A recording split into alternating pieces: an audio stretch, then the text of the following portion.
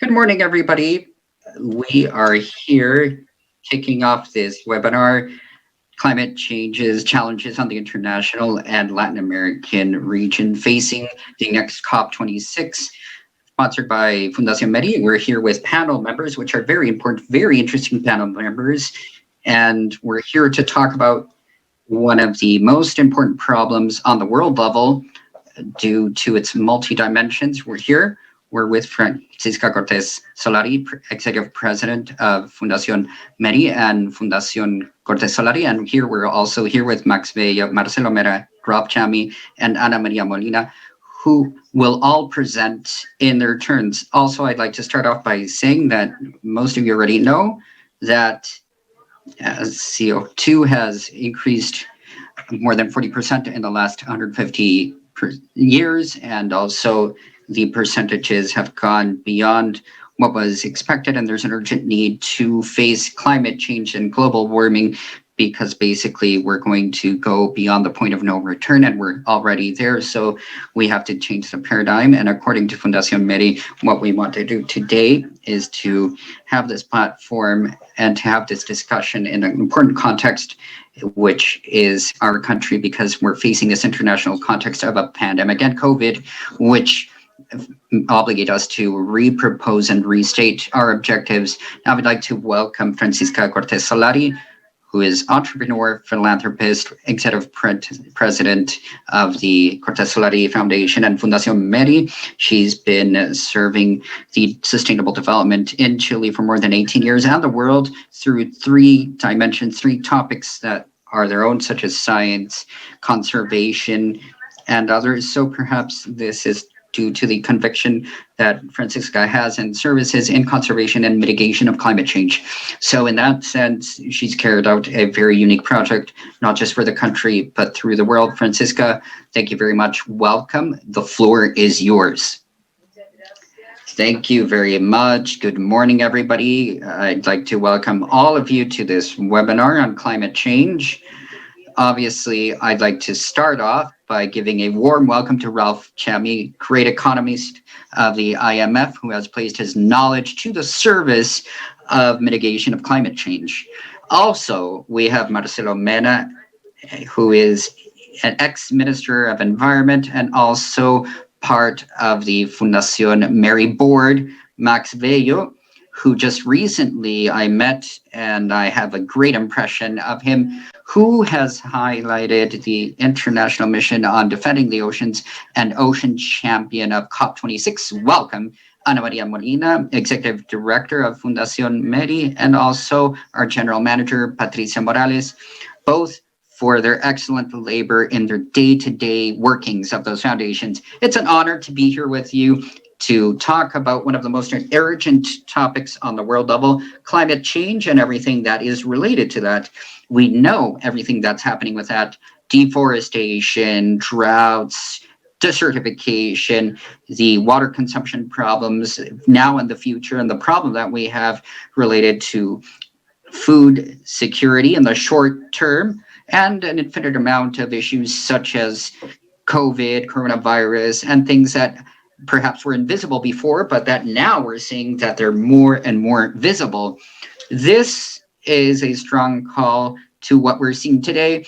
We have to feel obligated that nature is not an infinite resource. It's a live and interconnected system of which we're a part of. I repeat, of which we are a part of, and we mustn't forget that. Any damage to it will also hurt us and our children and everybody, all the species that are a part of life on Earth. So we have overcome the limits of the resources of the planet. We can choose to be a part of a solution or be part of the problem. And I believe that we have to choose to be part of the solution. And due to that reason, we have dedicated these 18 years of work without rest, with great enthusiasm, through Cortés Solari, with Fundación MERI, Fundación Caserta, and we've reached 3 reserves that we've enabled and built to apply effective conservation in the territory, such as natural laboratories. So Why this? We have to change the paradigm that yesterday we thought is important. Now it's imminent. It's a great challenge, and that climate change is a multidimensional challenge that requires multiple responsibilities where we have unity between civil society, the public and private spheres. So since we want to advance in this and we believe in what we've applied in these years, we believe that we have to advance in 4 dimensions which are fundamental to conserve, restore, and mitigate. The first one is the environmental dimension. We have to make sure that science is a center of the discussion and to promote mitigation measures for the community, for the world. Science will give us the certainty and the reality of what's happening today.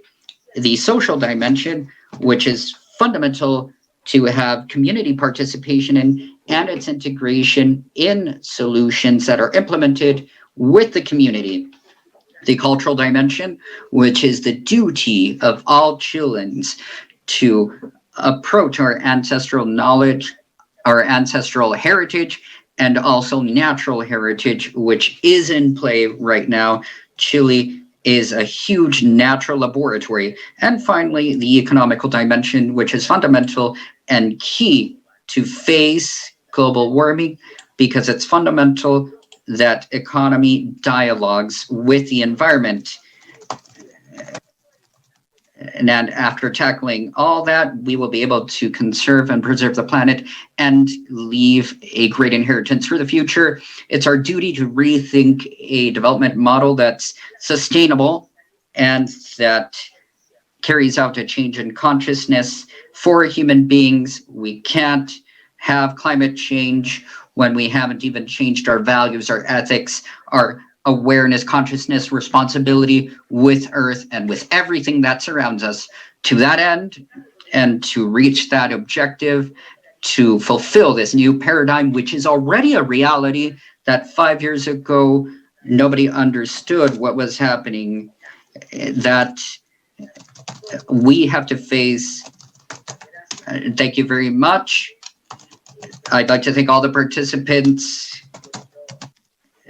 I wish you a fruitful and wonderful webinar for everybody that's listening and everybody that will listen in the future. Thank you very much. Thank you very much, Francisca. Thank you for reminding us how essential it is that we are all part of nature and that we have to take part in this change of awareness, of consciousness, ethics, and that we have to take care of our natural resources. I'd like to remind everybody that we are transmitting through the YouTube of Fundación MERI. We're hearing from many participants and we'll collect all the questions afterwards. Without further ado, we'd like to give the floor for Max Bello, who is champion of oceans, the mission advisor for Blue, and he has worked for over 2 decades in marine conservation and marine protected areas, and is also one of the leaders that Chile has in these matters. So we welcome him. Welcome, Max. Okay, thank you so much, Patricia, and thank you so much, Francisca, especially. I'm really happy because I'm among friends, right? With Marcelo here, we miss you in Washington, and Ralph as well. Even though we are close, we cannot see each other face to face. But I'm really thankful for the invitation because I believe, of course, as Francisca was saying, this is a key issue for mankind, for the future of mankind, even for the future which we envision, not only for us, but also our children, grandchildren, and all of those living beings which we share our planet with. I've had the honor, right, to be invited to participate in the high-level champion team, which you know Gonzalo, right? Gonzalo Munoz, you know him very well. He is an amazing professional with this fire in his soul, impressive force, and a wonderful energy, which has gone around the world, right? Trying to take this climate change ambition to everyone. And this is precisely what we are doing this year as well, together with the champions team in the UK. And this time, and in this instance, I believe there had never been such a large champions team, right? A team of people which is so large to try indeed to drive these ambitions. We are a couple dozen people who have met in this team, and I've had to work on these topics. And I believe this is pretty key because we know Chile was the country that brought the oceans to light. It was the first blue COP, which took place in 2019, which at the end of the day took place in Madrid, right, Spain. And this is important as well because today we know for a long time by now that the ocean is basically the place where life comes from. And this is a very key issue that I want to mention now. While we are understanding more and more the role of oceans in mitigation, and there is also an important part, which is the health resiliency for the entire planet as a whole. So therefore, it's also very important, and we have tried to bring even more relevance to that from the Champions team and also Mission Plus, which I understand it, you do the same in MERI. We try to bring even more relevance to the health of our ecosystems as a whole, because you cannot just pretend to try and extract something from this whole, this everything. And that's why, going back to the same words Francisca about the fact that we are part of nature, and we are also part of this everything, which is a large natural ecosystem, which is mainly as an engine, right? A driver, which has the oceans behind it. The ocean has historically produced more than 50% of the oxygen we breathe, right? So that's why when we talk about this, we say one out of every two breaths you take, one of them comes from the ocean. But aside from that, it's also been the source of diversity where life on this planet has evolved from. And that's why, as well, it contains many different things we don't know so much about, but those things we know about is that the ocean is also capable with its ecosystems and species, and Ralph is going to talk about that in more detail later on, which can mitigate and also absorb large amounts of this carbon.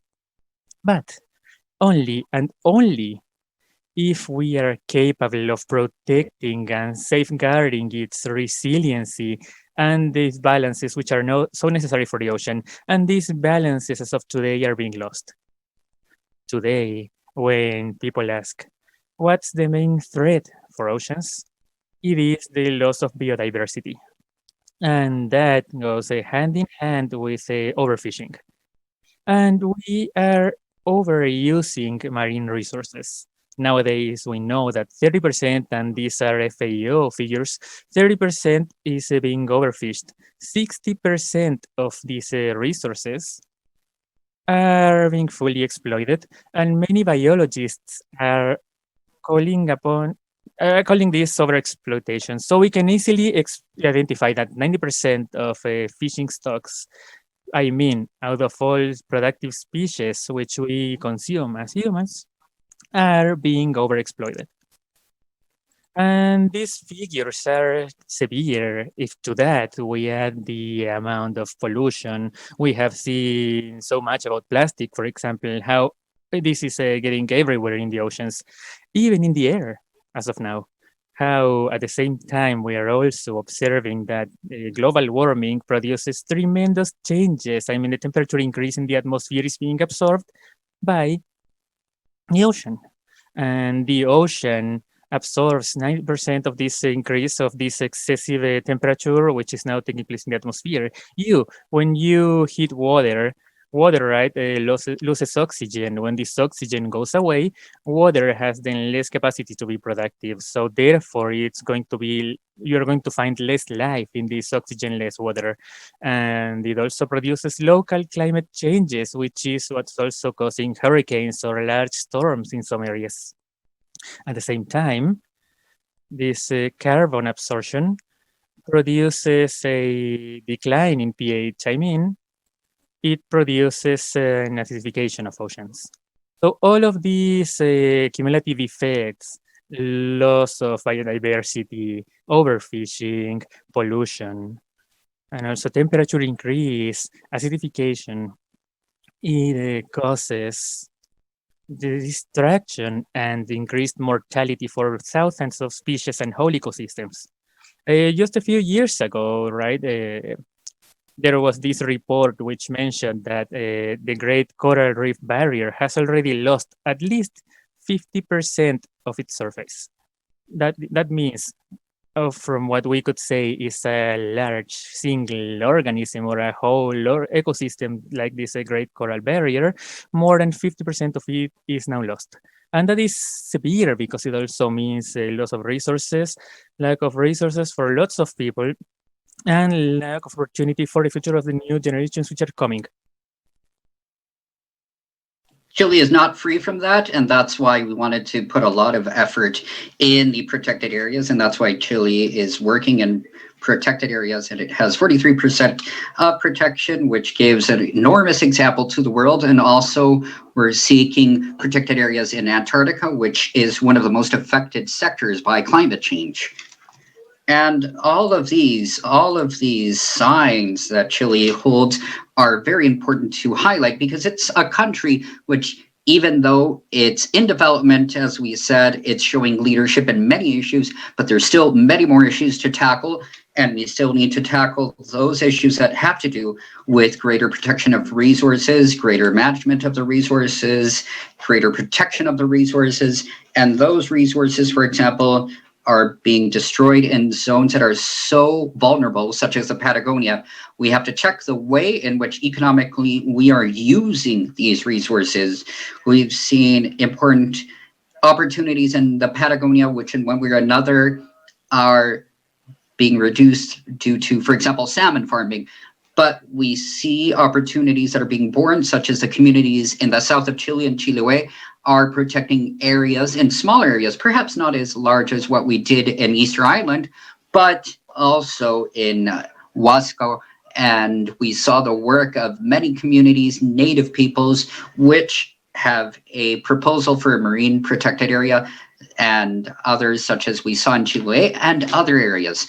It's important to look at these processes because they have also become processes which are key for the governance and better use and with respect to these resources, because they have to be linked to the local communities. We have to roll out the discussion from the global level to a level that's so much closer to us in the day-to-day, and that's what we really want. We appreciate. We have to take care of these places that we love, and we could be losing them due to global changes and actions.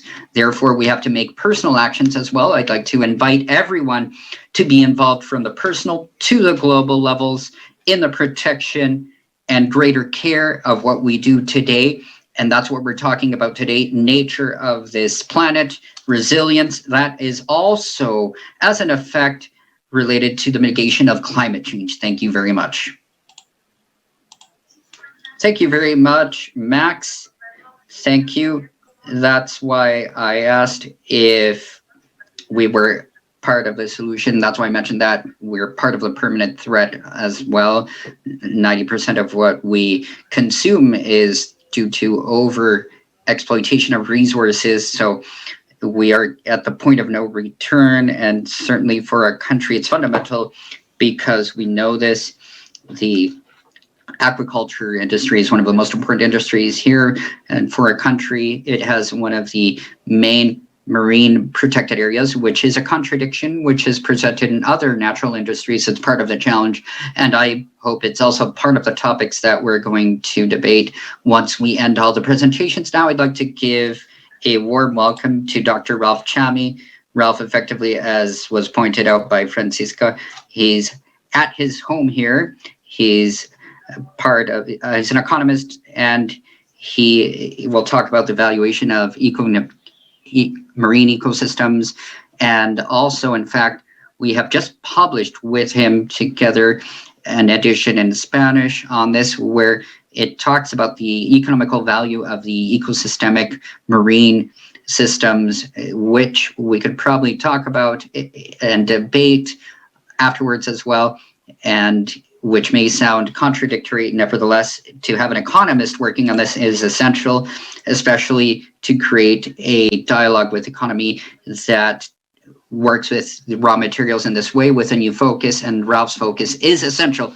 Ralph has been a chief of the monitoring station of the IMF. He has a very extensive curriculum, and with that institution, thank you very much, Ralph. The floor is yours. Thank you, Patricia. Thank you, Francisca, and thank you, Ana Maria, for the invitation. Wonderful to be with friends on this panel. Let me get to the point that I'd like to make. May I share my screen with you? Let me see.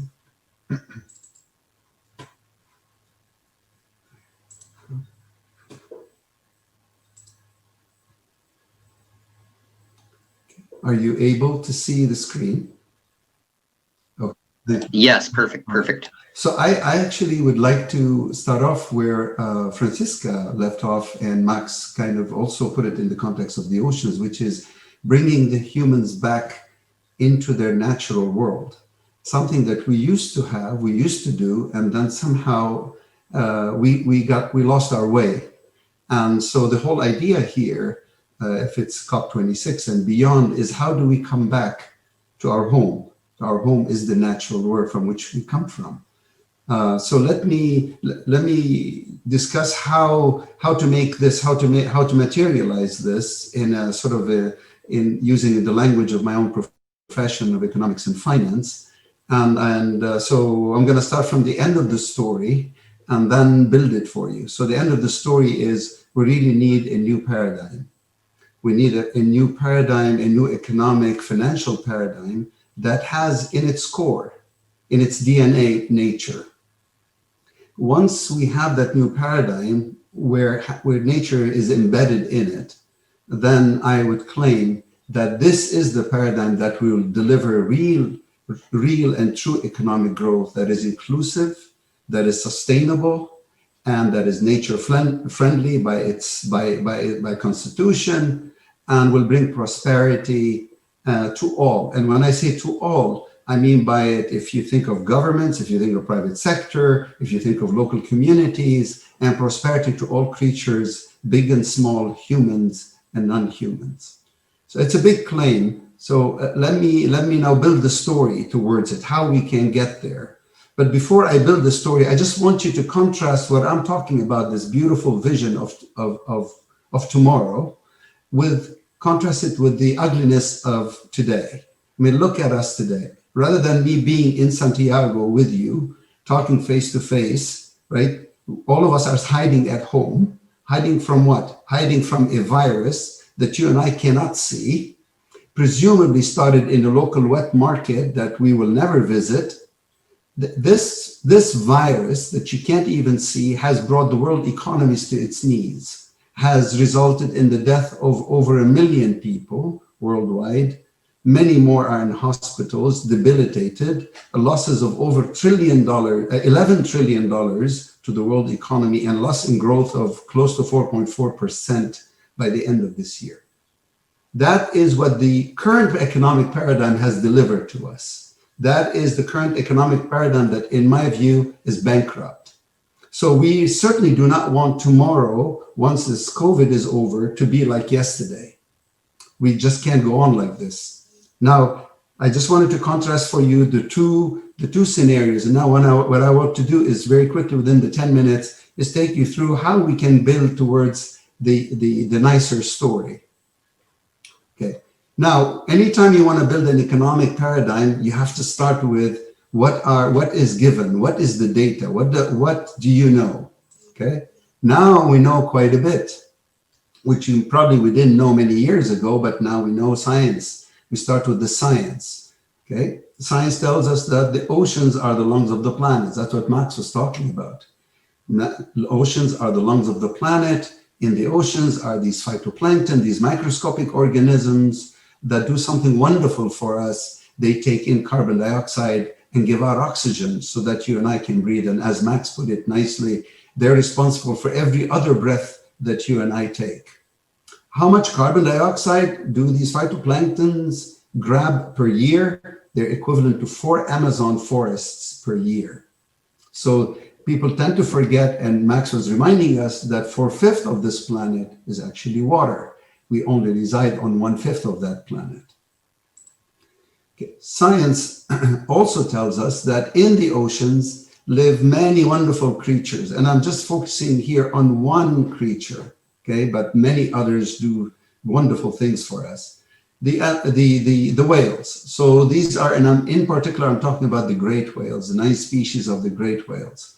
Science also tells us that these great whales absorb tremendous amount of carbon on their body, and directly about, on average, of 9 tons of carbon, equivalent to 33 tons of carbon dioxide, and they're negatively buoyant, meaning when they die, they sink to the bottom of the ocean, and they're there for many, many, many years because they're not interacting with the oxygen in the air.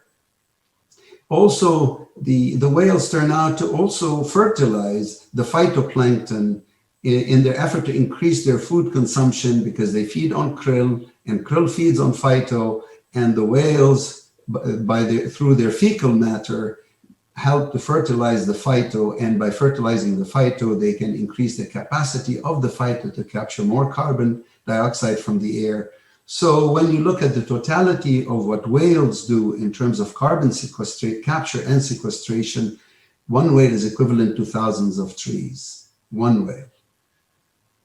Okay. What else do whales do?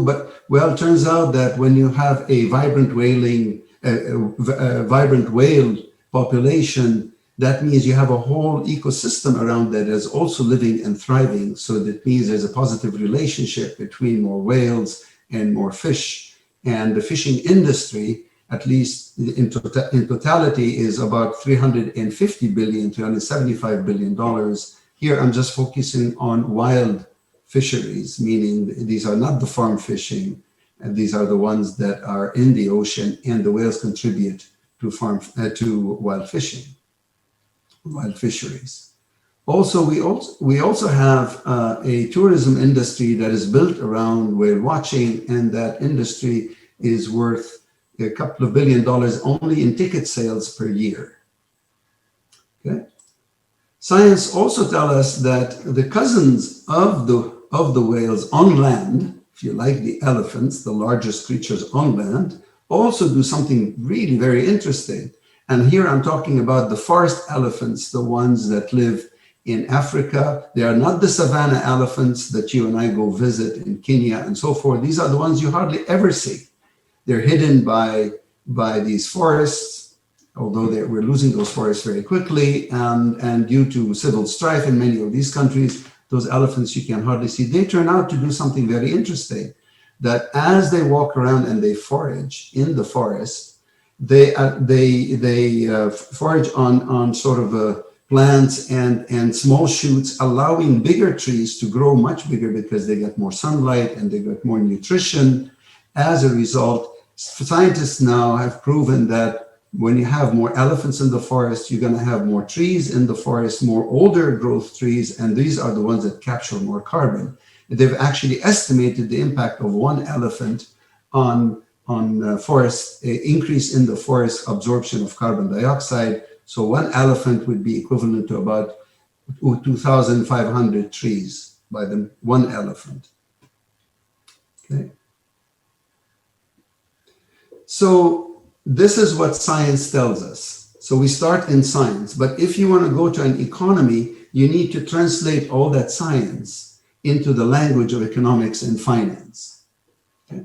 So as Max put it, in COP25 was really a watershed event, at least on the ocean side, because Chile had the presidency of COP25, and they took the view of the ocean from a victim of acidification, a victim of pollution, and highlighted to the rest of the world that the oceans are the lungs of the planet, so they can play a key role in climate risk mitigation.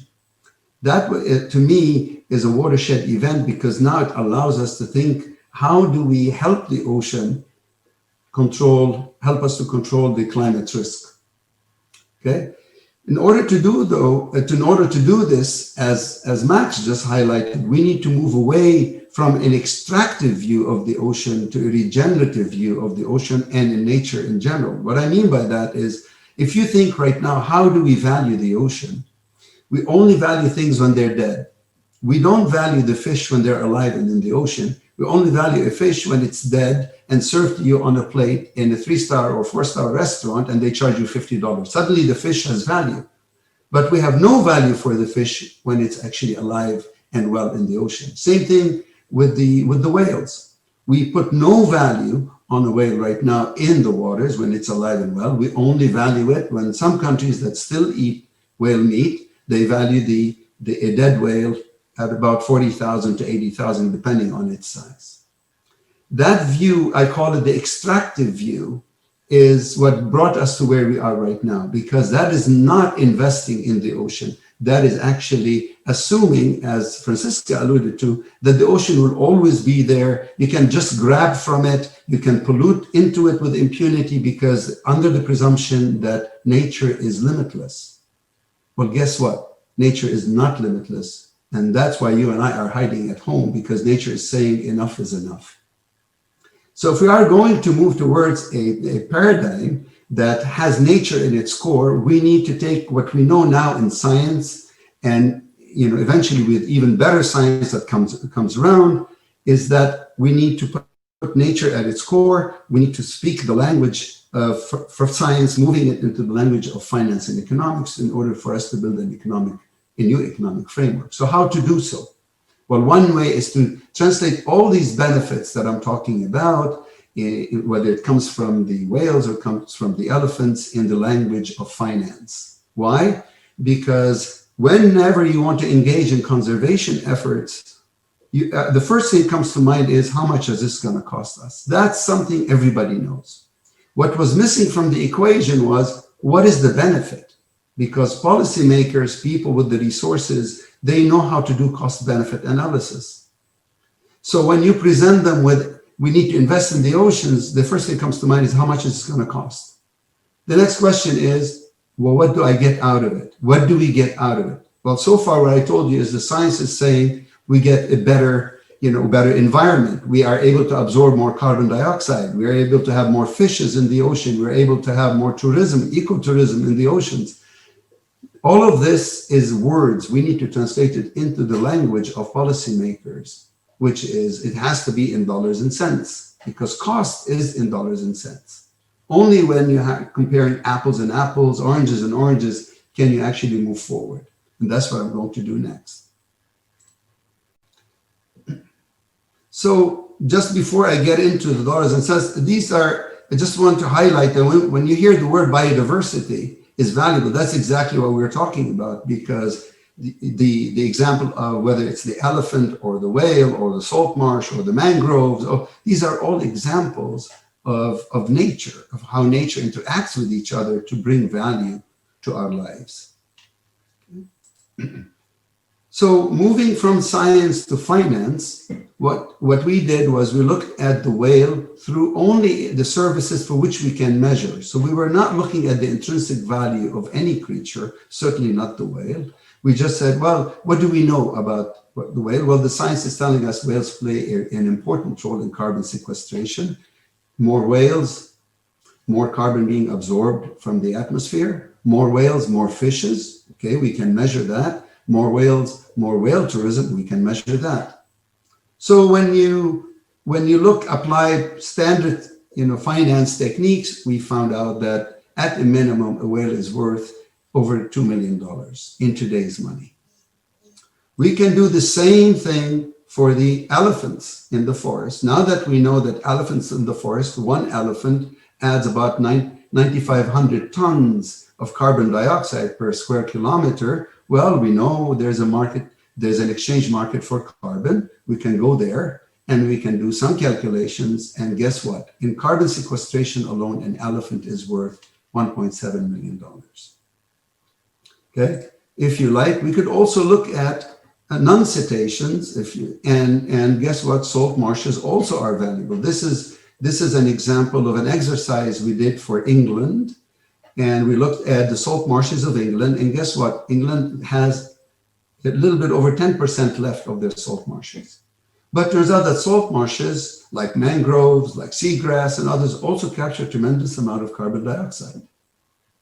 So we can value the amount of carbon dioxide that's being absorbed by the salt marshes. Turns out that salt marshes also are a great defense against floods.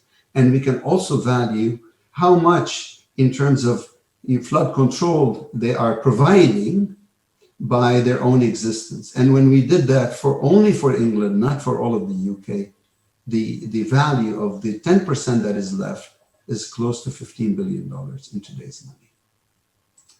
Okay. So now we have the science and we have the value, but guess what? Even though we published about the value, nothing has changed. Nature is still under threat. Okay, you can still kill a whale today. Here's a photograph of a tanker that has skewered a whale on its bow, and the tanker doesn't pay any penalty. So, okay, so imagine this: you have a creature that has value. First of all, every creature has intrinsic value, but I'm talking here about economic value. So it has economic value, but the price on it is zero. How can that be?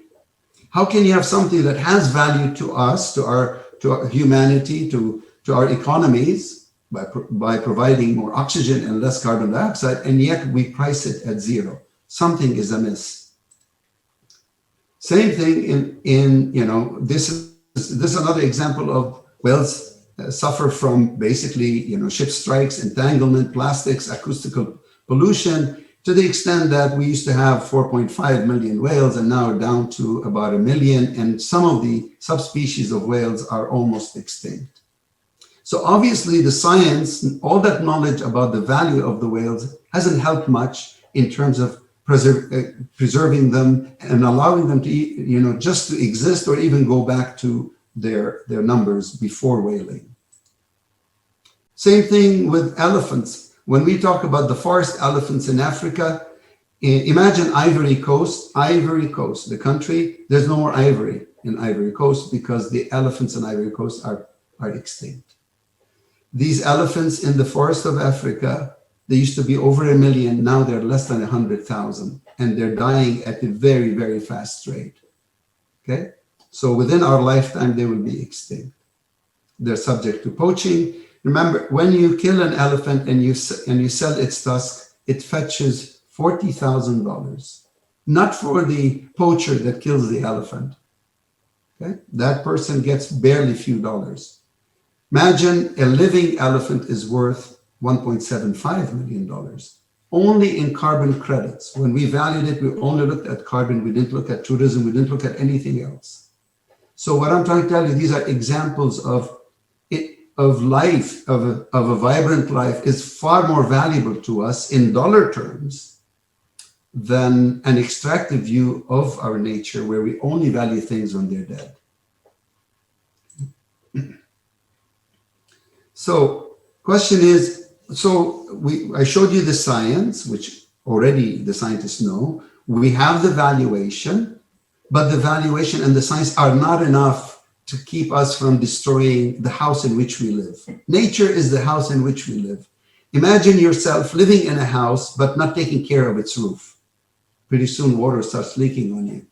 You don't take care of it, the wind will come through the windows. The water will back up on you. This is how we should be looking at us in nature.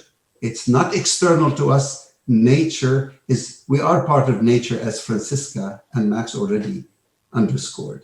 Okay, so what do we need in order to really talk meaningfully about a new economic paradigm? We need policy. All history of finance, every asset that eventually became capital, because we're really talking about natural capital here, needs policy. Okay, meaning the governments have to step in. If we really value the whales, the governments in which the whales in the countries where whales exist have to step up to the plate and say, the whale is an asset to my country and it's worth at a minimum 2 million. So any harm comes to it, any party that harms it is going to pay a penalty. Same thing where the elephants are. countries in which the elephants are roaming, if any harm comes to them, the penalty is not about shaming, there has to be an enforcement. There has to be monitoring, there has to be enforcement, the penalty is a sign of commitment on the side of the authorities that we take nature seriously. But I'm not talking about penalties only. I want to build a market around a living nature. So we need to go beyond just the penalties to talk about incentives. And the incentives come when you have built this whole thing. You have the science, you have the valuation, you have the policy, you have the penalties in place. Only then will the private sector and the investors start to take you seriously, because they realize, oh, this asset now is protected. I mean, look at New Zealand. New Zealand has confirmed personhood on rivers, meaning a river now has the same rights as a human being, which means you have obligations towards the river. They've declared all animals to be sentient beings. Sentient beings, that means they have feelings, which we always knew they did, and they have a mind. So any harm comes to an animal, you will be held accountable in a court of law. Contrast that with what's happening right now to the whales. You hit a whale, nothing happens. You kill a shark, nothing happens. We go beyond the rhetoric. Once the policy is put around and you have a legal contour around the asset, then the asset becomes a part of capital of a country. Only then the private sector realizes, okay, I can come in and I can partner with the government to create markets. But now these are markets around living beings. Okay. So what I'm really talking about, if you're thinking about the oceans, as Max eloquently put, the oceans should be thought of as a renewable resource. In life, if you value something, you invest in it. If you value a relationship, you invest in it. If we truly value nature, we have to invest in it. We can't just keep going, extracting things out of nature and expecting it to be there for us. Okay, nature, I think, and that's the current paradigm. The current paradigm has been an extractive view of the world, a human-centric, very narrow view that has delivered growth, if you like to think it has delivered growth, but at a very high cost. None of us are enjoying the growth right now, right? We're all hiding at home. So in order to come to the nice story where the new paradigm has nature in its DNA, we need to start with the data, with the science, with the valuation, with putting the legal protection, legal definition of these natural assets. And then you watch how the markets get into this, partnering with the governments to create business, but business around a living nature, a living ocean. Now, when you create that business, the local communities get to benefit from it, because no one grows to be a poacher. No one wants to be a poacher. Poacher is a last resort of a person who's starving. When you really want to talk about conservation in a meaningful way, it has to be at the local community level, because only then is conservation sustainable. Only when the poacher has an elephant in its sights and says, you know what, if I shoot this elephant, I'm going to maybe get a few dollars, or maybe I get shot by the guards or caught. But this living being in front of me is worth $2 million. I can make a decent living out of a living elephant, a thriving nature. And by the way, a thriving nature goes beyond climate risk to basically delivering real economic growth, because you're diversifying your economy beyond digging for oil and copper and gold, one extraction, to keeping things in the ground, in the oceans, and watching this wealth only grow, and with it, we all benefit. And when I say all, everyone, including nature.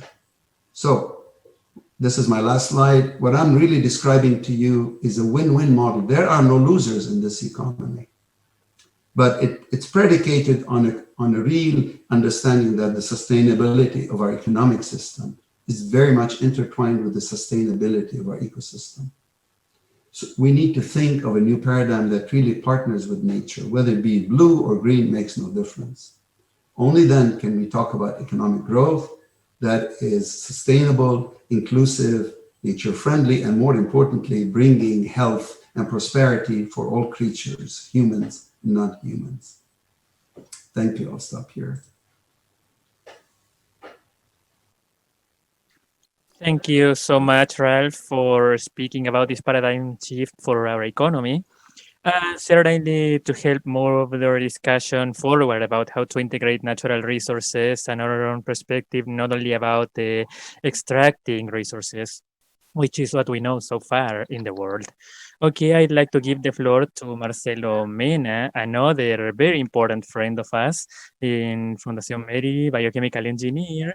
As a PhD in environmental engineering, his career has been focused on air quality and climate policy, co-founder of the Energy Conservation Committee of the University of Eboma, and who pushed for the creation of the Office for Sustainability in Chile. He focused on air quality and climate change issues, particularly considering different effects. And Marcelo has also been the Deputy Secretary from the Ministry of the Environment of Chile and then Minister of the Environment, from where he led the creation of marine national parks in the former President Michelle Bachelet administration, which of course set an unprecedented milestone, not only for the country, but also for the world as a whole. And from there, he led a massive effort for creating national parks, which by the creation of 1.4 million square kilometers of marine protection. Marcelo also led the Escazú Agreement together with Costa Rica and the prohibition for plastic bags in Chilean cities. And subsequently, he went to the US, where from the World Bank, he led the team which created the first ministerial coalition precisely for climate financing, which was released in the spring meeting, including the principles of the Sinki and the action plan creation for adaptation and resiliency for the World Bank. Currently, he also leads research teams between climate change and immigration and in different countries, and also the dependence on fossil fuels, mitigation options for the maritime sector. He is also in charge of climate issues in the Catholic University of Valparaiso and is a member of the board in Fundación MERI. For this, after this great and extensive resume, Marcelo, the floor is yours. Thank you so much, Patricia. And I'd like to say hi to Ralph and Max and Francisca as well. I wanted to give my presentation. I always like to give you an update. And so I just brought some additional slides for to surprise the interpreters. But what's most important here is, okay, what's fundamental is for a long time, we have been thinking about the fact that we have to start growing and then be concerned about environmental issues. And this dilemma is coming to an end. And this is a good thing. Because when I went to the World Bank, I was met with the fact that there was a very strong interest towards the threat represented by climate change for overcoming poverty, which is at the end of the day the main mission of the World Bank. So Nicholas Stern speaks about the fact that in order to be able to address poverty, we have to face climate change. There are two sides of the same coin. If we fail on one, we are going to fail on the other.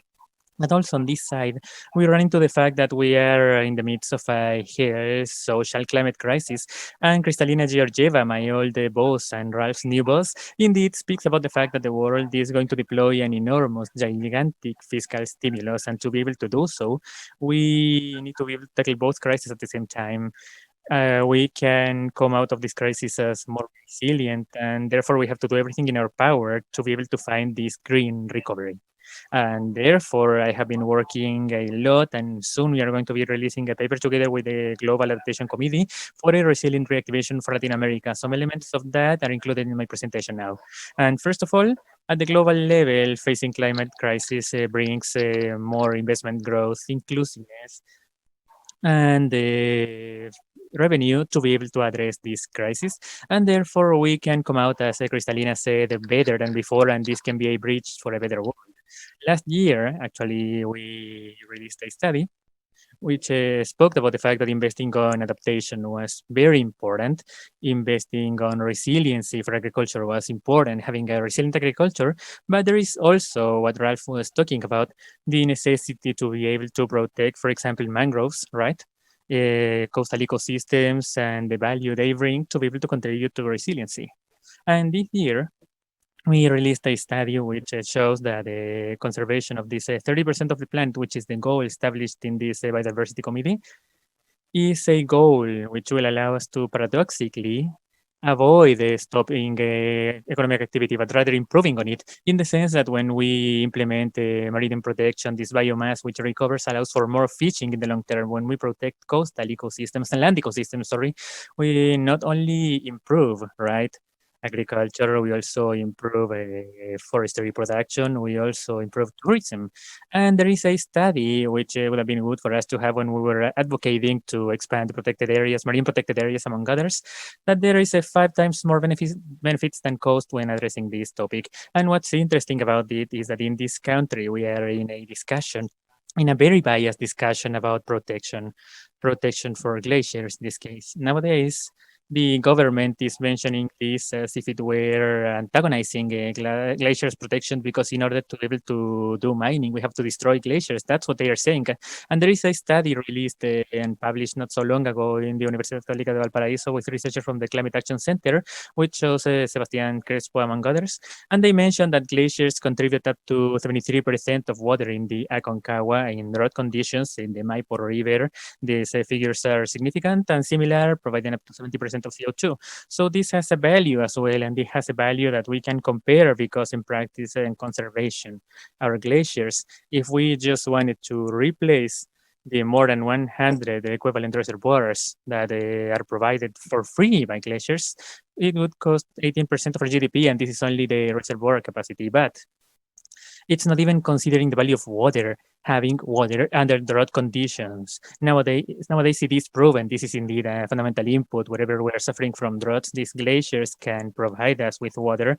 And when we have a surplus of water, this is not consumed. So this is the perfect natural reservoir which we have to safeguard. And the only thing glaciers ask for is for us not to destroy them. So this tension between wealth and exploitation is very evident, and it can be clearly noticed in Haiti and the Dominican Republic, which coexist in an island. In one side, we don't even have to draw a border, right? We see deforestation, exposure to floods, economic, environmental, deep issues.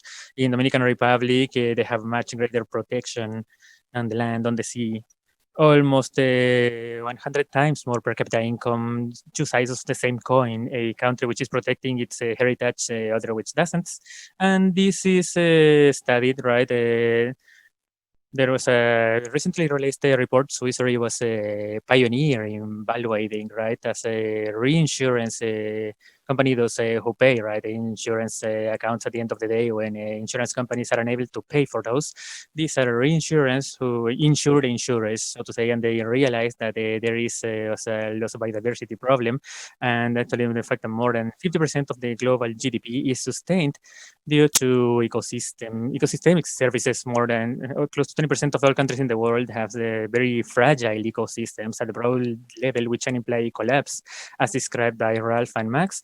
And this is not a coincidence, because indeed this loss of biomass, loss of biodiversity makes us less resilient to the propagation of zoonotic diseases. If this time, right, it was SARS-CoV, it was MERS before, Ebola before it, and we are just waiting for another pandemic to happen because of this mixed relationship between us and nature, which is related to the fact that we have been changing the planet and its landscape completely, in the sense that today 96% of terrestrial mammals are either human beings or animals who are eaten by human beings. 70% of all birds in the world are domestic, almost only 30% live in the wild. In a couple centuries, it will only be 0.01% of all the life in the world.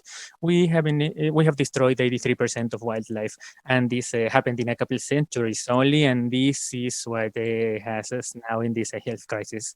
And in this backdrop, this harsh context which is coming, Chile has a commitment to decarbonization in this decade, a commitment towards reducing its emissions to almost 50% by 2050, and this is done in a context that there are other countries that are joining this effort, but we have a certain leadership, a state policy, and then goal for the country, not just a specific president or administration. Good news, a week ago, we released this study from the World Bank, which shows that decarbonization in Chile brings incremental economic growth around 4%. Actually, it brings more investments, brings less transportation cost, and this means that it improves the quality of life. It also improves the costs for people, but this is done in a context that most emissions in Chile are exported in form of manufactured materials. And this opens up some vulnerabilities because while countries such as Mexico or Argentina or Venezuela also export most of their emissions as fossil fuels are consumed in mining and production and also make them vulnerable in terms of border taxes like those announced by the European Committee, which will be enforced starting 2023, where Chilean copper may also be impacted. And this also opens up a new dimension because, well, just a few comments about that. And we have to continue moving forward with renewable energies. There was a study from SART talking about the costs of renewable energies, and we also run into the fact that these new energies, these new plants, and renewable energies are beating all fossil fuels, are outperforming all of them, and having a solar plant is cheaper than a fossil system, and this is good news for all of us. But what's most interesting is that building a new solar or wind plant is cheaper than continuing to operate a coal power plant, continuing operating these oil power plants, and soon it's going to be even cheaper than operating a natural gas power plant. And this is tremendously important for us. And we also found that the use of batteries, storage batteries, and their cost decline is making it so we can improve on costs for what would be an oil system. So many islands in the world are applying this new technology for solar with a lithium battery storage. And this is also being manifested for the first time where 100% of their energy for Hawaii is supplied by renewable energies. They used to have a lot of coal and oil generation at a cheaper cost than they paid before. This brings clear implications for electromobility as well. And in Chile, we have been able to incorporate this technology, and we have found that every kilometer that a Transantiago bus goes through with electrical buses saves close to 70% of operational costs for the state, which can imply up to $40,000 per year in savings. So in 3 to 4 years, we can be able to recover our invention, which has an incremental return versus a diesel bus. And at the end of the day, implies that we are going to have an important increase in our electrification, and these renewable energies, these redundant, cheap energies are going to be part in which the way we heat our house, we transport ourselves, and we produce. But there are other challenges coming as well, and we have this instance when in May 1st, 2019, there was the release for the climate smart mining engineering, where the World Bank estimates for the first time the different requirements, the different demands for minerals to be able to implement all these clean technologies. Chile, and let's not kid ourselves, Chile is the most extractivist country in the OECD by a factor of 5. That is, per every dollar which we generate, we extract 5 times more material than the OECD average, twice as much as compared to other mining countries. And this is the definition of the model that we want to change, because it is a linear extraction-based model which generates very little added value in the face of what it extracts. And that can be magnified even, because the World Bank study indicates that copper and lithium from Chile are going to increase exponentially. And to be able to extract it, it has to be done in a clean manner. So the final part of this presentation talks about the green hydrogen. In 1 week from now, actually, the green hydrogen strategy is going to be launched at the Green Hydrogen Summit, where there is something very important. Chile has 70 times more electric energy that can be consumed in solar form than what it's actually consuming nowadays. And therefore, we have a surplus of energy. And the International Agency of Energy estimates that Chile can sell around $40 billion per year in green hydrogen, which is more than mining even. And therefore, this transition can open up a very important world of development. Green hydrogen attempts to hydrolyze water, provide the energy by means of solar wind energy to be able to generate this hydrogen, which is then consumed and is used to ignite larger applications, including transportation, industries, mining trucks, among others. And Chile has the capacity to be able to produce green hydrogen at a cheaper rate than the rest of the world, because the most important asset for green hydrogen is the energy being supplied. And since the cheapest energy in the world is Chile's solar energy in the north, then we are going to have the cheapest green hydrogen in the world as well. And this is very important as well, because as I was commenting, energy density for ion lithium batteries makes it sometimes for applications such as airplanes, vessels, trucks, it's difficult. So green hydrogen is an opportunity to transition from an extraction-based economy to a clean fuel-producing economy. In this context of important decisions about economic growth of all countries, then we find this coalition of ministries of finance for climate action. When we started creating this coalition, we started thinking about, okay, how can we think about putting ourselves in the place of our ministries of finance? What can they do to take care of all of this? Because this is not just about changing a light bulb, it's about changing the whole development model of a country with more growth and more revenue. And therefore, we have these principles in Helsinki, which were developed in the city of Helsinki, Finland, together with HERPAS and more than 30 ministers of finance around the world. Actually, it's 53 by now. And there we have five main principles. We have to add transparency to climate expenditure. We have to incorporate climate risk in our fiscal planning. We have to use our taxes to be able to improve tax collection concerning these factors.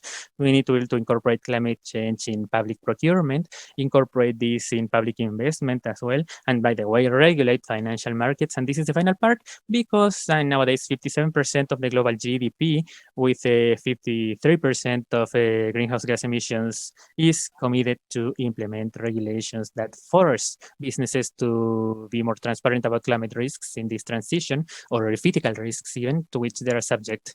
And this also is a Pandora's box, if you will, a tremendously large one, because BlackRock and other fund management companies are applying a lot of pressure for businesses which are not taking measures to be able to progress in decarbonization. We have the case of BHP, right, where they were told, okay, you're extracting too much coal. A few days later, BHP in Chile announced that they would stop using carbon for their energy supply, and we're going 100% renewable. Same for a thermoelectrical power plant operator. And 2 days later, they gave an announcement announcing the early closing of their power plants. And there is an actual pressure which can be exercised by means of financial systems. And the IDB released a study showing that if we had invested our pension fund systems on green funds, they would be even more profitable by now and would have been less impacted by the pandemic. And then the natural question is, are our pensions aligned towards the Paris Accord goal, the more than $200 billion we have collectively invested? Are they contributing towards our future, or are they contributing to its destruction? And that is being discussed in the climate change law with the indications that were introduced by Senator Allende with Carlos Bianchi, and with, of course, technical support from the Center of Climate Action. So in this regard, there is also a report which is recommended for us to increase diesel taxes and also increase green taxes for CO2, among other measures. And therefore, a country which mentions or allegedly is interested in decreasing its fiscal deficit and other environmental issues, here we have the best opportunity to be able to actually progress on that. Do we care about growth, employment? Do we care about investments and overcoming poverty? Clearly, decarbonization in Latin America and Chile are the most effective path for us to be able to achieve that purpose. And therefore, in this decisive decade where we have to move towards carbon neutrality, generating employment, investment, decontaminating, and creating resiliency, we cannot pay with resources from our children. We cannot indebt them towards a reactivation, which is going to put their future in jeopardy. So we have to choose, pick or poison, if you will. We know what's coming with the red one. So we have to take the green pill now. Thank you so much, Marcelo, for this tremendous presentation. We have had many questions, observations from our friends. So we are about to go into a debate, and this is really comprehensive, right, from all different angles, both institutionality, economic, regulatory areas. And we do know that there is this urgency to indeed have a physical discussion where we have so much available evidence so far, and Chile has been participating on this from different points of view. The idea is for this to be translated into an actual budget that incorporates investments, green investments, of course, and also to revise our tax policy, which has been really comprehensive. So I don't want to repeat what has been just said, and I'd rather like to leave it for the debate. And I'd like to congratulate all of you for your presentations. I'd like to give the floor to, as the last panelist before we begin our debate, to Ana Maria Molina. Ana Maria Molina is the Executive Director of MERI Foundation. She is also the host for this webinar, the house owner. She has a long-standing experience and trajectory in the academic sector, both in the Universidad Católica and the Universidad San Sebastián. And Ana Maria, thank you so much for hosting us today, and you have the floor. Thank you very much, Patricia. I'd like to thank all the panel members. It's truly an honor to have this group of panel members showing and giving this information in a day that we anticipate the climate actions. Our call, more than anything else, is to unify all the voices in a change of paradigm that was mentioned by Dr. Chami, Francisca, Marcelo Mena, Max, and my presentation will be short just to be able to go to the debate. Can you see it? You need to put it in presentation mode. Yes, we can see it. Okay, thank you. Well then, today the message on behalf of MERI Foundation is to talk about climate change as a multi-dimensional challenge. Today in the morning, we have been talking about many angles about this great problem. So we believe it's necessary to unify all the visions in a common vision. And to that end, there are necessary multi-sectoral dialogues with the conviction and strength of advancing in climate action. Now, I'm not going to go into greater depth of the diagnosis of how we're doing today with climate change. What I would, however, highlight as important is that there's an amplitude of impacts, of scopes and points reached, which require calling forth all the specialists of society, everybody, each person, to tackle this problem, which requires the whole planet. So in that sense, we work from Fundación MERI from different dimensions, different levels. And from the environmental level, we give support through sciences. We believe it's very important to advance in the sense that data, the information, the monitoring are made systematic, are well known, are seen by everybody, and that we have better predictive models, that the information be ready for decision making. Science has to be in the center, as Francisca said through her initial words. It has to be the core, it has to give us the certainties, and it has to be considered for decision making. It has to be in the center, but it has to be well delivered, well informed, and well communicated and socialized. In Fundación MERI, we work on that. We want to be a part of that effort, and I'll comment on things we've done. In the cultural dimension, it's very important to note that our heritage and the heritage of each place where we want to carry out an intervention, an improvement, we have to consider the historical origin, the natural origin, the traditions, the rights, the native peoples. And many times it's happened that we work upon the solution from one angle, but the other dimensions are not considered from the beginning of the solution. And then there's a flow of interaction, which is not the one that promotes the co-construction and dialogue. We have to promote those. So in the social dimension, we work with the communities, especially in the case of Fundación MERI, in environmental education, but there's many areas to work with communities. These are protagonists, stakeholders, and key players in the solution. They're there is a lot of interest on their behalf to participate, so it's important for them to be informed, to be able to be well informed, to channel all this energy and interest in being part of the solution in the right way.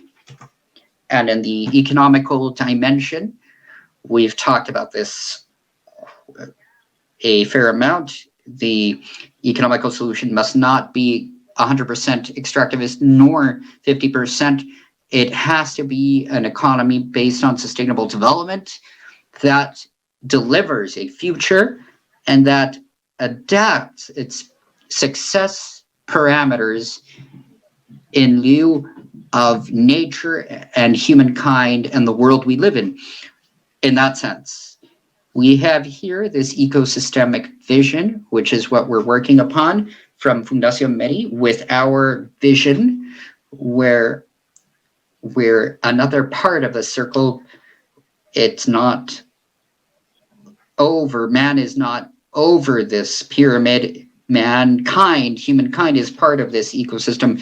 So we work upon this virtuous triangle, which is on the left of the slide, where we have to create a dialogue among all the sectors of society, from academia, from culture, from legislators, decision makers, public institutions, private institutions, civil society. All of us must meet and exchange ideas and create solutions. This has been worked upon very intensely with what we did in COP25 in the pavilion, where we worked with the IPCC, the World Meteorological Association, and Fundación MERI, and also the scientific panel of the IPCC. And we generated a very attractive panel, and this was together with the World Meteorological Organization. And we had representatives from the scientific world, from the economy, from decision making, from the public sector, from Native peoples, youth, all of these which have to be included in the dialogues. We also created work tables, and we also replicated this when we carried out the regional conference on climate change and scientific evidence on the regional level in March. We held this for Santiago. In that sense, Fundación MERI seeks to place science at the center of decision making, environmental education as well, to be able to inform people, educate people, key stakeholders of society, youth, children, the whole society. And we work together with outreach, with communities. We work with them and for them to be able to guide all the efforts towards conservation. Here we have some of the activities that we've carried out, truly trying to reach people with a comprehensive, holistic vision, having the conviction that this has to be done fully, sincerely, that we're 100% behind this, that this is the right thing to do, and that it's necessary. So then, what's the role of science in this model, for this multidimensional model?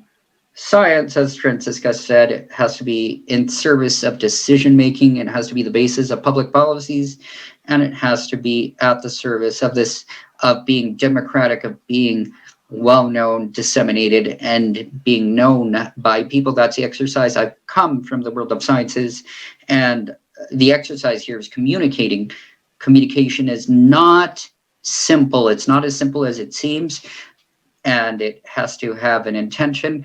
At MERI Foundation, we work in collaborations. We work upon that with all the stakeholders that can participate. The role of communities is important. We started with empowerment tools, leadership and management tools. And what we seek is that communities be the leaders in seeking local solutions, that they become empowered, that they become the owners of their own future. The role of economy, well, we've talked a lot about this today, so I won't get into greater depth, but evidently the economy has to have sustainable growth where there's no mortgage on our future. And this transition has to be valued, and it has to see nature, the value of biodiversity today. It has to have greater value than what was there before. That there's life or biodiversity doesn't necessarily guarantee a future. So just as Ralph said, we have to work upon studying this, placing this in decision making, informing all the analyses, all the economical finance analyses on cost benefit, and all decisions that are made. Marcelo Mena showed us many exercises in this sense. So from Fundación MERI, we will show an initiative that in one way or another involves all of these points, which is a very powerful one. It's a national one where we seek to protect the oceans represented by whales, which is a very charismatic, important species for the oceans, and it seeks to protect whales from ship strikes using technology that allows detection of the whales and alerting the ships about possible ship strikes and collisions, and also the evaluation of the life of these whales. What's the cost of losing this ecosystemic service which whales provide to the world in case of, for example, a loss of such an important individual? So I'll invite you to watch this video right now so you can get to know this project.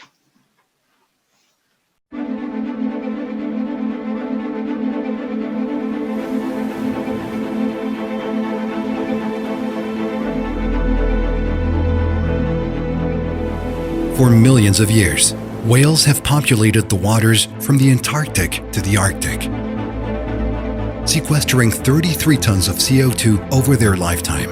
That's 1,500 times more than a tree. Their bodies absorb the CO2 so that it does not go back into the atmosphere, thus helping to produce one of the main gases causing global warming. As they swim, the whales also provide nutrients to the oceans. These nutrients are a source of microscopic life, such as plankton, which helps the oceans to produce 50% of the oxygen consumed by the planet. It also serves as food for other organisms, creating an endless chain that favors the entire marine ecosystem and human beings who benefit from fishing activities. The more whales, the more fish. However, whales are under threat. Between 2007 and 2019, over 1,200 whales died. This is why the Blue Boat Initiative was born.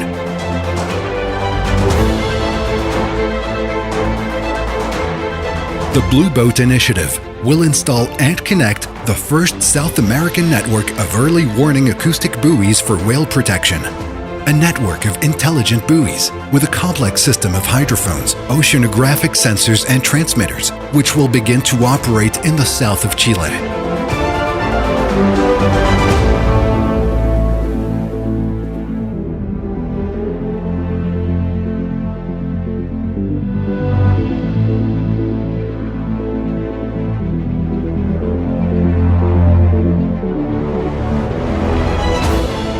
This is one of the main feeding and breeding areas for whales in the southern hemisphere, thanks to the great supply of food and shelter generated by the unique combination of fjords and the subantarctic and oceanic currents.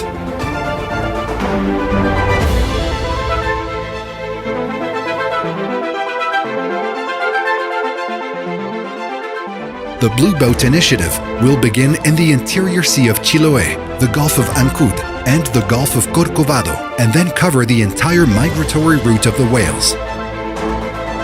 The satellite information sent by the buoys will allow vessels to be warned in real time about the presence of whales, so that they can take measures to avoid hitting these valuable cetaceans. These buoys will also make it possible to collect vital data regarding the global warming of the oceans, thanks to the oceanographic sensors that will monitor the health of the oceans. The ocean is an essential part of the cycle of life, and we can help keep it healthy, multiplying and benefiting the whole world. Be part of this unprecedented Chilean initiative. Help us change the history of the ocean and the world.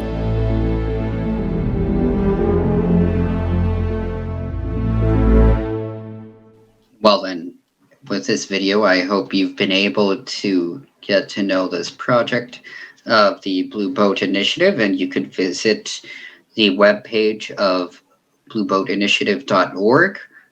And just to be able to go back and wrap up, what we're seeking in Blue Boat Initiative is to bring these buoys to Chile, which are able to detect the presence of whales in the water and alert the ships and the marine authorities and maritime authorities to know that there are whales present and that they can take the recommendations and give the recommendations for the ships to lower their speeds and avoid collisions.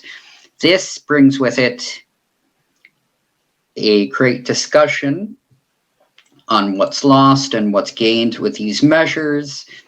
And well then, in the center of the discussion, we have the problem of the evaluation of life, biodiversity, in this case, whales,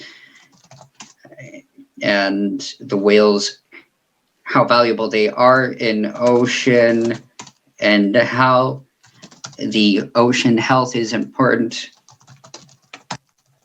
As Max Bello said, it will help us mitigate the effects of climate change. So what this project states and helps is in generating discussion on a national and international level, and to gather efforts behind a superior and common goal and effort, which is saving our planet. That's it. Thank you very much.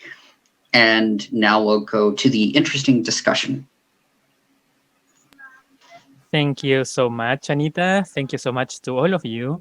Now I'd like to start inviting all our panelists to please turn their camera on so we can initiate this debate, which has many questions, some national and others international. We have a first question, which is basically aimed towards the Chilean situation. Chile, as we know, is a pretty emblematic country, a benchmark, if you will, concerning the tension on one hand between a extremely extractivist matrix, whether copper or aquaculture or forestry sectors, and at the same time for this to be a country which is a unique natural laboratory, which is also necessary for the mitigation of climate change. So the question is for Marcel. How can we make it so businesses can actually go ahead with this migration and this is done within an effective regulatory framework? How can we go from good intentions to actions? Well, an important way to do this, and the most important way, is this Trojan horse, which is financial regulation, where it has to be mandatory to declare these climate risks, which they are. Businesses such as Exxon and others have lost value moving forward because it's understood that they are not going to be able to sell all that oil. But we're still, as a country, investing our pensions in also in obsolete technologies as well. So a way to solve this is to use the market tools, whether to replace this fossil fuels based market and replace it with a lower emission based system, but also with harsher measures such as closure deadlines for hydroelectric power plants and internal combustion engines and so on. But what's important here is to have a paradigm shift for these businesses, for them to see that it's not necessary to destroy to be able to add value. But in this transition, Patty, I believe there is a problem which has to be recognized. In order to go ahead with this transition, this has to be funded, and this financing is by means of a greater extraction. Someone has to pay for this. I mean, green hydrogen is not going to materialize out of thin air because someone wants to buy. It has to be through mining, and this mining can have this installed capacity for the future. And Norway is doing this. Actually, Norway has collected more than $1 trillion for the sovereign fund, and the sovereign fund is being used for green investments. So in order to be able to pivot towards this, it's necessary to transition, and this transition is not going to be instantaneous. Moving along that line and incorporating the rest of our first question, because there are many questions from different people. So for everybody to be able to give an opinion, at some point there was a comment about what Ralph mentioned, in the sense that the main challenge is also how we can convert the local species protection in a way of life for people who live in this area, and just penalizing extractors is not enough. So what can we do? Ralph, I'm not sure. How do you see this situation? What can you say about this? If I understood the question, Bueno, si if the question is how to bring the local communities into the equation. Yeah, how to move on from simple penalizations to extractionist industries, and how can we guarantee that this new economic activity, which is sustainable and can become a way of life for people who live in those communities, which is something that we have discussed extensively before. Yeah. How can we generate this new system? So let's take an example. Let's make things concrete. Allow me to move away from the ocean a little bit. And just talk about, let's say, the elephants in Africa. Let's say a country in Africa, Gabon, has many elephants, and we know where they are. We have now the technology in order to track and identify each elephant. The Blue Boat Initiative will be able also to identify the whales, so you can do the parallel in the ocean. So if you have the technology to identify, you can do a number of things. One, you can engage, a country can engage in a debt for nature swap, which is an instrument that was created in the 80s. It didn't get a lot of attention because at that time, the owner of the collateral engaged in the swap didn't know what to do with that collateral. Or you can do carbon credits similar to kind of what Marcelo was talking about. Use the carbon market to sell, carbon credits for the elephants. So you can use blockchain technology if you like. So, for example, keep in mind where we are right now in the world. You have countries that have made commitments to zero net carbon emissions. You have firms that made commitments to zero net carbon emissions. So those firms and those countries have to do something to reduce their carbon emissions. Either they change the technology, or they have to invest in a technology that takes the carbon that they are producing out of the air. Elephants, whales, mangroves, seagrass are all negative carbon technologies. These are nature-based solutions. Okay, so let's go back to Africa. Let's pick Gabon just for the sake of it as an example. They have the elephants. They can engage they say, well, the elephant is equivalent to 9,500 credits, 9,500 tons of carbon dioxide. What is the price in the market right now? By the way, the price is going up. It shouldn't be a surprise to anybody. Okay? Even my own institution is advocating a price of carbon in the $70, $75. Market price right now, some calculations by other experts, the price of tonnage of carbon should be in the hundreds. Now, your question is, how do we bring the local communities into it? Well, let's see how this example would work. The country can sell carbon credits for the elephant population that it has. It can track each elephant. It can identify each elephant. Why? Because the technology now exists. And if you're interested, I can tell you how that technology exists. So you can identify the elephant, therefore you can sell the carbon credits against that elephant. So who's going to be interested in it? Well, a firm that wants to offset its carbon emissions can buy up the carbon credits, and you can use blockchain technology to actually marry its carbon credits to that particular elephant. That's on the side that who's buying the carbon credits. Now, the country that is benefiting from it, that money goes directly to the local community. What's the job of the local community? Is to ensure that the elephant stays alive and is doing well. So the local community goes from poaching elephants to looking after the welfare of the elephants, ensuring that the elephant population is doing well. Therefore, what it gets is constant income, meaningful employment. Only then, and by the way, the beauty of it, I know I'm taking a long time, is in the COVID world that we are right now, tourism is not doing very well. Countries that rely on tourism okay, whether it be elephants or whales, are not doing well because tourists aren't coming.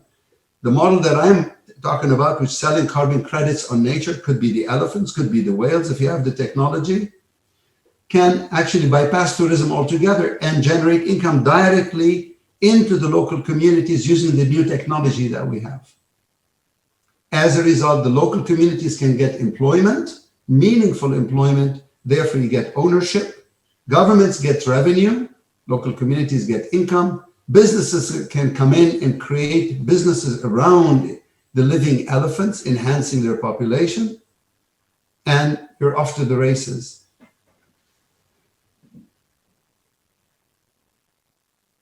Thank you so much, Ralph. I have another two questions. Everyone is invited to answer. The first question comes from Ignacio. If we understand that we are part of nature, why are budgets allocated for ecosystemic conservation in Chile so small?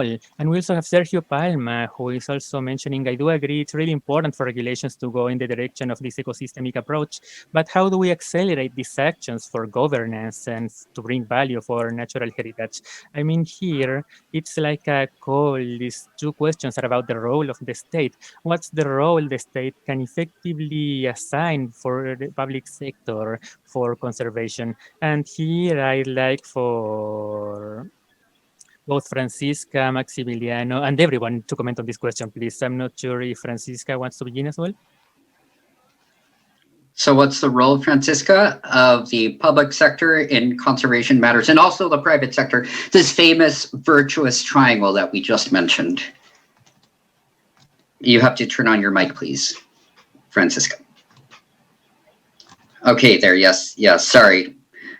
Okay, so yes, let's see. From my point of view, which is a more perhaps holistic point of view, a more transpersonal point of view focused on nature, from the world that I see, I believe that today it's very important. I see that there's a huge challenge in the role of companies in being able to work upon new forms of mitigating the twin effect that we're producing. I believe that there's a huge challenge in that. I believe it's important that that joins together with civil society, with the community. I believe that dialogues, that the diverse work tables and debates and dialogues between different parts and parties, I believe it has to have a consistent reality with what we're talking about, that this isn't just a shipism or something just for a few, it's for all of society. So I believe that there's a responsibility from civil society as well. And I believe that we always expect a lot from others and from public policies to appear.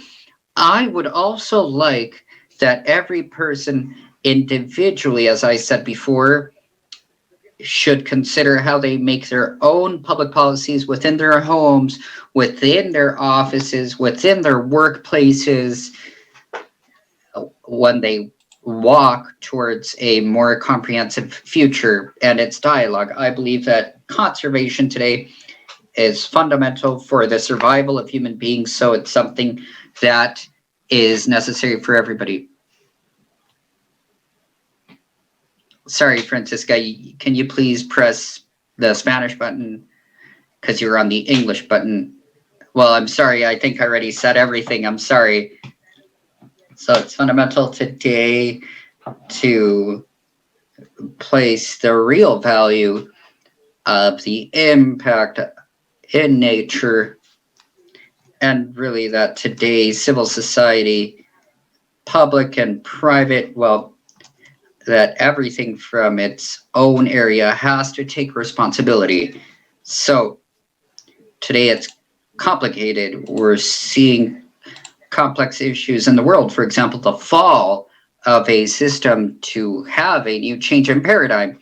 So I believe that today it's necessary to join this virtuous circle, to have working tables where we achieve diversity. And as I stated before, with clear fundamentals on the impact of what we're doing that each one is holding at your companies, as I said before, at your homes with respect to natural resources. We talk about resources, well, there also has to be a change in language because we talk about a resource and we have to really value that because it's something more than that. Natural resources are humanity resources. That's it. Thank you very much, Francisca. Max, in your experience, I know Chile has advanced a lot in environmental public policy. Well, we have one of the main exponents, Marcelo, here. Well, what's needed? We know the liabilities, the historical debt. What's needed to take that jump that is so necessary? Well, I would say two things. Basically, first of all, there is a lack of investment, as Marcelo said, as Ralph said, and Francisca as well, with respect to our heritage, conservation, and other matters. We cannot separate conservation and nature from economy because basically it's based on economy. Unfortunately, for example, today we're seeing that the budget in marine protected areas for the Ministry of the Environment has gone down instead of increased. So we're fighting for an increase of that budget because it can't be that instead of having 43% before and being leaders in marine protected areas and also the protection as well, and we have this, we have to see a drop in budgets, and these are key to implement these areas, which, as we should say, are within the plans of NDC. So the implementation is key and money is key to invest in that. So just recently we saw a report from the OECD where it said that the budget of developed countries today is going towards nature resolutions, nature-based solutions. So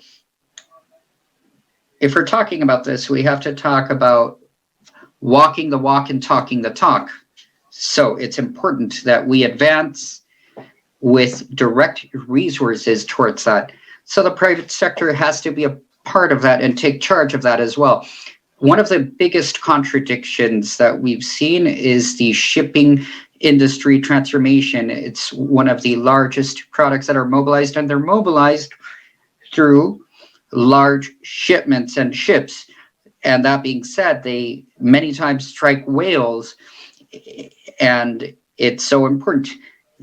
These whales, as we said, are capturing carbon and carbon dioxide.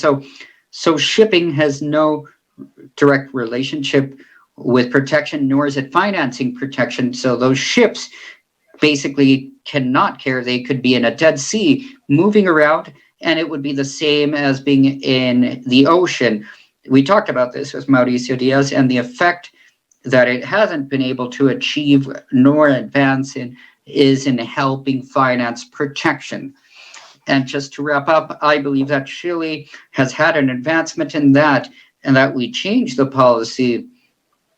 It's very constant that we have to change from an extractivist point of view, but we also have to look at development in a different way. I believe that Patagonia, which has more than 90% of protected areas, and that it has a great marine protected areas, and it needs further marine protected areas, all of these subsidies, the monies, the support from the state comes to an industry that also is leaving an impact on nature, a huge impact on nature, and assets for the communities for the future of Chile.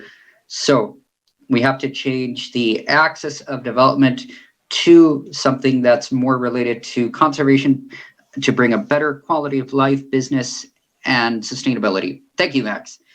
Now I want to talk about something else. There's many questions related to this, to mitigation and climate change. We're not just a reference for Chile, but the world. So I'd like to ask how we are doing as a region with respect to the multi-sectorial aspect of climate change and Chile's position on the international arena. among that, I have a question. How can Chile be a focus point for Latin America to coincide with the decisions with respect to the protection of ecosystems and the sanctions related to climate change? Now, before that, there's a final question. How are we doing on the regional level with respect to other regions? We know that there's a lot on the world level that needs to be done. And what's your opinion on that, Marcelo? Now, in general terms, we have to do a lot more. So what happens is that Chile is doing a lot more than the rest.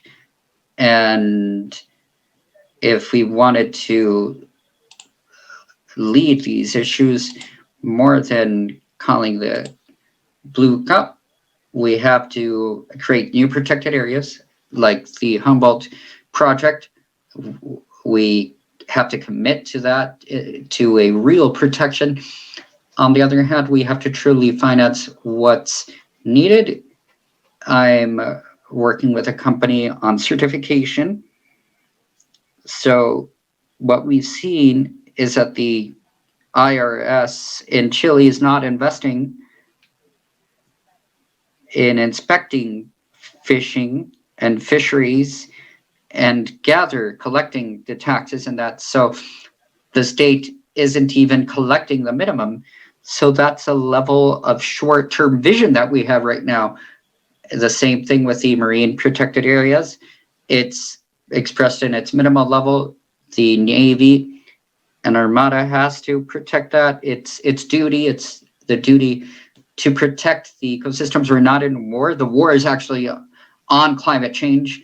So it would have to fulfill its purpose, and that's fundamental. And with this, the final point is that the general world has a balance between the long-term and short-term views, and that's why we're talking about the tragedy of our horizon.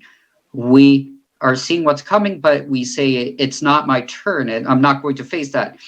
The current minister is just interested in the current fiscal administration, 4 years, but we're in this bus that's going to crash into that wall. If we don't take decisions to avoid that, we're all going to crash against the wall. So we have opportunities to face this global problem, and the financial system that does care necessarily about the long-term profit should take a role in this.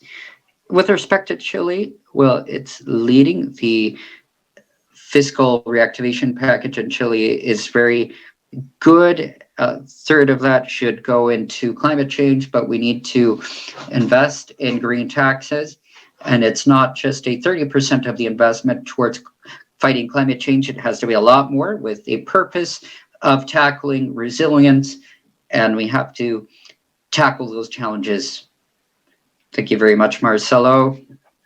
And with relation to that, Alejandra asks, how can we be leaders in Chile in if we are overdrawing the ecological services? How can we have and balance that with the economical model? Ana Maria Fabiola is asking, in what way can education support the development of a new paradigm where we stop talking about the nature as a resource? So the question on education, it's for key people here, right? Okay. Now the truth is, when we talk about education, it's formal education, it's sort of isolated from the day-to-day, from society. And when we see the classroom, it's a context of education. Now, we work a lot in informal or non-formal education outside the classroom, and the work in there is about developing skills. It's about development for life.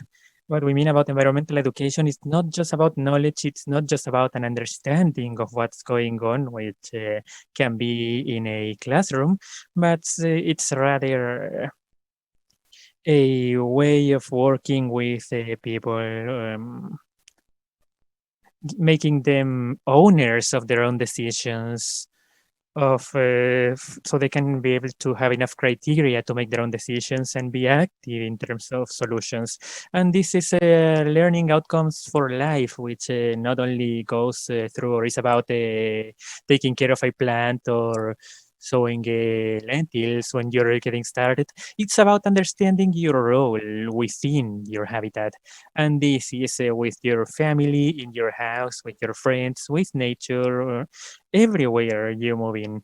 And environmental education develops skills for life. And I believe this is fundamental. It makes you a better person and it makes you more a part of nature. In that sense, there is something which we have debated a lot in Foundation Mary. And indeed, we do have to do all the make all the changes in public policies as mentioned by our panelists. But nevertheless, maybe a way to understand that environmental public policies are not just something for the Ministry of the Environment, but rather a national policy. It's about raising awareness and educating society per se. And there was maybe a flag to rally around for Francisca ever since Fundación MERI started, which was about bringing science at the service of the citizens for conservation. Do you think there's been a progress in that sense in Chile? There is more awareness than before that science has to be a tool to be used from policies to everyone. And our environmental portfolio is not only limited to the Ministry of the Environment, but rather every area of life. Yes, of course. I mean, Patricia, I believe education is fundamental in every imaginable area. I believe in that sense, we're far from where we have to be. We need to be much more aware of what's really happening. I believe it's important for school facilities to understand the value of what environmental education should be, which is about our habitat. I believe it's fundamental from a young people, children. When we started 18 years ago, we saw that we could make changes through young people because we also saw that adults were not fully prepared for those changes. And we had a lot of faith that we were educating children for this new paradigm of the future. The main topic is that this impacted all of us and now and faster than we ever thought. I believe it's fundamental for schools and education as a whole to also have a paradigm shift to create this new paradigm, a new way of teaching their students for them to be encouraged with innovative technological tasks to engage communities, to be visionaries. I believe it's fundamental to consider education in every area, not only school education, but rather education for everyday people as well in our homes. And also, we believe it's fundamental to scientifically know, to understand what is happening in our ecosystem, because in that fashion, we can really respect and take care of the problem. And if we don't understand, if there isn't anyone to educate and teach us about these issues, it's going to be really difficult for us to be able to make this change. That's what I have to say. Okay, I want to thank all of you, our great panelists, for their presentations today, and also all of you who were listening to us live and sent our questions. And both in English, totally translated, and as well. And also for this webinar, this is going to be available in the YouTube for Fundación MERI. Okay, and this is available in Spanish as well, but English is going to be available as well. So then I'd like to thank once again MERI Foundation for organizing this webinar, Francisca, Ralph Chami, Marcelo Mena, Maximiliano Bello, Ana Maria Molina, and everybody for being present. Thank you so much, everybody. Thank you for having this dialogue. And really, climate change is an important issue. And I feel that we will get together in other meetings again, and we have to continue to working intensely so that we're able to mitigate this phenomenon and the coming climate change, and it becomes a reality in all dimensions, public sector, civil society, etc. So thank you all once again, and we'll see you soon. Thank you.